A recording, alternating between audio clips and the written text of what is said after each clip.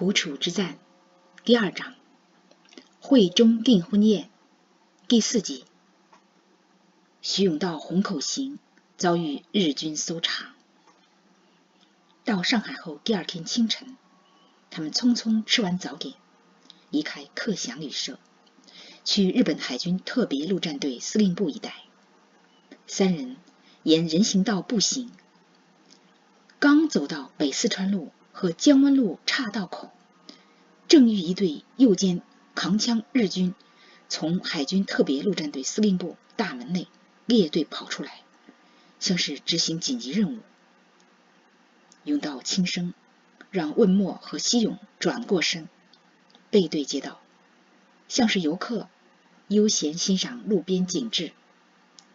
永道低声说：“咱们一起往前走。”到下一个路口，3人分头勘察。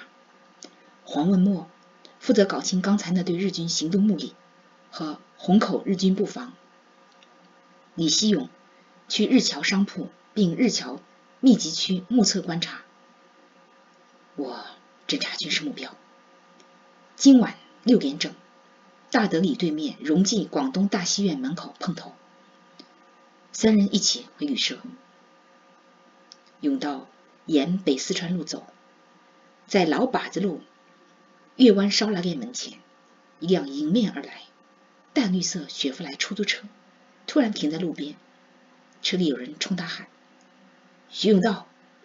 徐永道心里一惊，只见出租车后座车门打开，有人跳下车来说：“怎么认不出我了？”“是你，江成业。”徐永道说：“大老远就看见你，不太敢认，果真是你。”江成业说着付钱给司机。出租车走后，对徐永道说：“这里有家正宗广东越秀茶居，挺不错，我请你喝茶。”徐永道不曾想竟在此地遇到分别多年的中学同学。任务在身，心不轻松，又无法推辞，他只好先跟江成业去茶楼，再找机会脱身。江成业带徐永道进了越秀茶居。这家店有2层，红木桌椅，红木地板。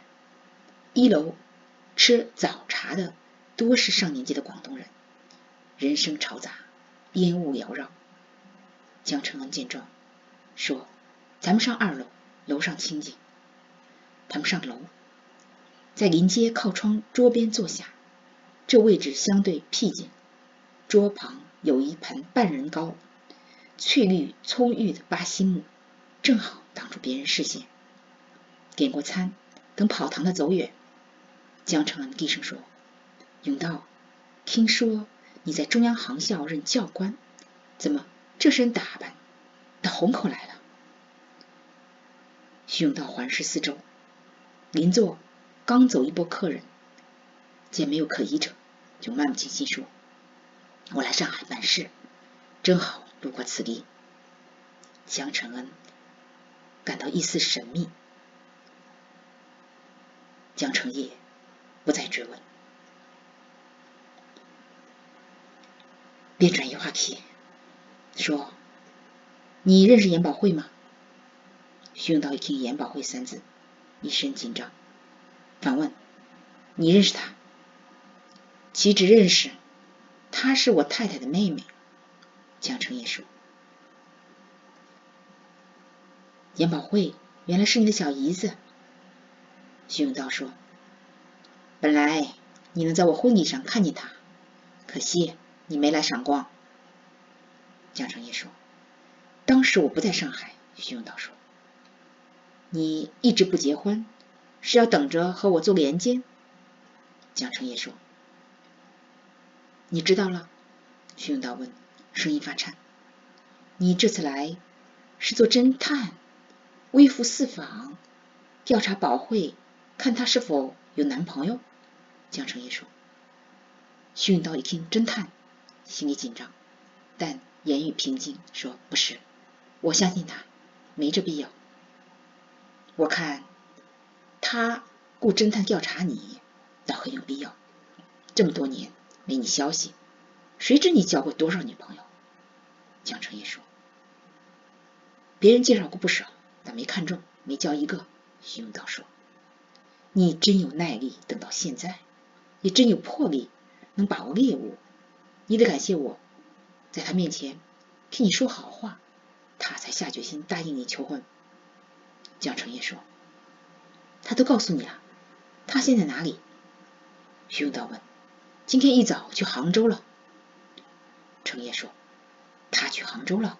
徐永道问。听江澄业说他今早去杭州，他心里着急。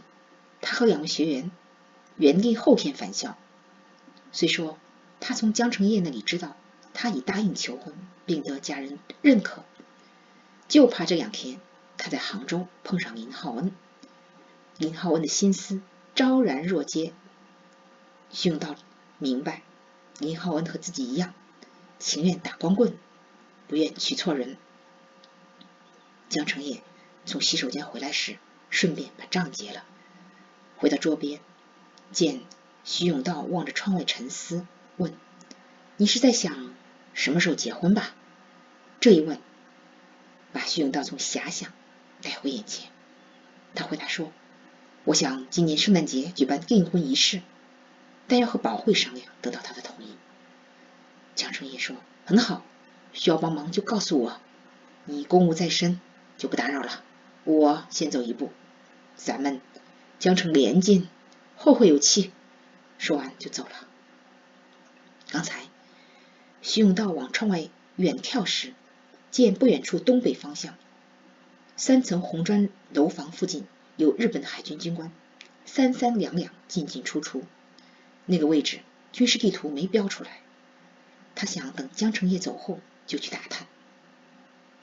徐永道把剩下的奶黄包并萝卜糕吃完，喝完杯里的茶，准备离开越秀茶居，到日本海军军官出入的3层红砖楼房附近侦查。他侦查四周，没见可疑人，就缓步下楼，悠闲自得走出越秀茶居，沿靶子路往东走。他发现从早上经过的北四川路到这条1000多米长的靶子路，有10来家日本人开的医院。这一带除广东人开的烧腊店、茶楼、餐馆，其余多是日本人经营的商铺。快到3层红砖楼房时，只见一个穿艳丽和服的年轻女人，踮着小碎步，跟在中年日本军官身边，从楼里出来，钻进日本军车。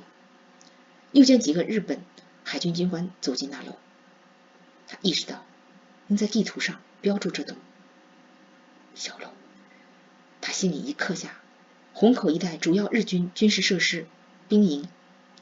这次实地观察是为发现新目标更新地图标记。傍晚6点整，徐永道、黄文墨、李希勇3人准时到荣记广东大戏院门口碰头，在小饭馆吃完云吞面，就赶回克祥旅社。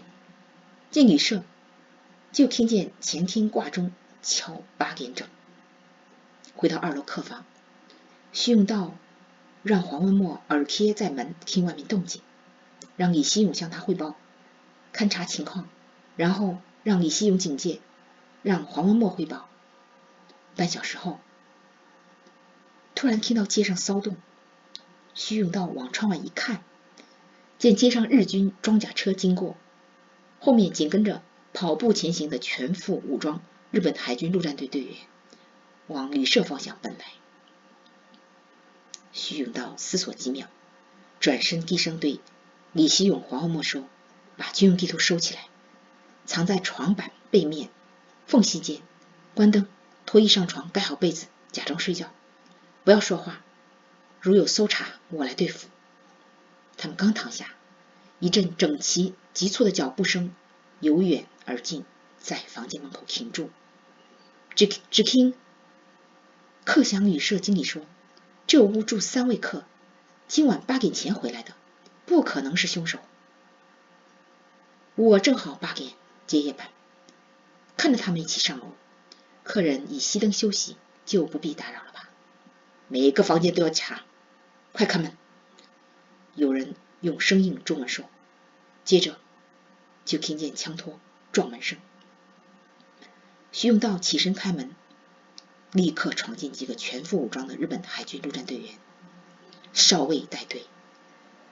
穿着乳白色丝绸睡衣睡裤的徐永道语气平静，声音柔和，用英语对日军少尉说：晚上好，军官先生，出什么事了？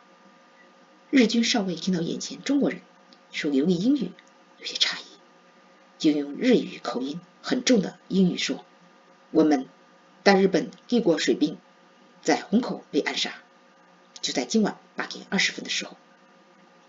军官先生，听到这消息，我深感悲痛，也感到惊恐，没想到虹口治安这么糟糕。好在我和我的伙计今晚8点前返回了旅社，不然也许不幸会临到我们。牛道说：你们是干什么的？日军少尉用日式英语问。军官先生，我在杭州做丝绸绸缎生意，这次来上海，想找家洋行帮我做出口，把丝绸卖到欧洲、美洲、大洋洲。永道坦然回答着，随手拿几块提花丝绸样品和围巾给日军少尉看。日军少尉看了看围巾样品，说：我们要检查房间，请便等我叫2名伙计起来，好让你们检查。徐永道说，然后他用杭州话说：你们2个快起来，让他们查。日军少尉带几个海军陆战队员在房间每个角落仔细搜查一遍，掀开被子，用枪在床下捅来捅去，没发现可疑之物就走了。徐永道从旅社经理得知，被暗杀的日本水兵并另外2名日本水兵在海宁路和吴淞路交叉路口附近被人伏击，其中1名水兵身中几枪，但没当场死亡，被人抬到附近日本人开的志诚堂书店，因流血过多，刚抬去不久就死在书店里。徐永道感到后怕，他上午路过志诚堂书店，进去翻几本书，差点买下一本介绍日本航空史的日文书。他不懂日文，但从绘图、英文单词猜出内容，想买了带回航校，让懂日文的教官翻译。因要去侦查，带书行动不便，就没买，打算明天办完事再去买。他在那家书店只买一张日本人印的，包括杭州、南京地区新版上海地图。现在想来，幸亏没买那本厚厚的航空史书，否则日本海军陆战队员搜出来，麻烦大了。他一个丝绸商人，对日本航空史感兴趣，肯定会引起怀疑。今天就到这里了，多谢各位收听收看。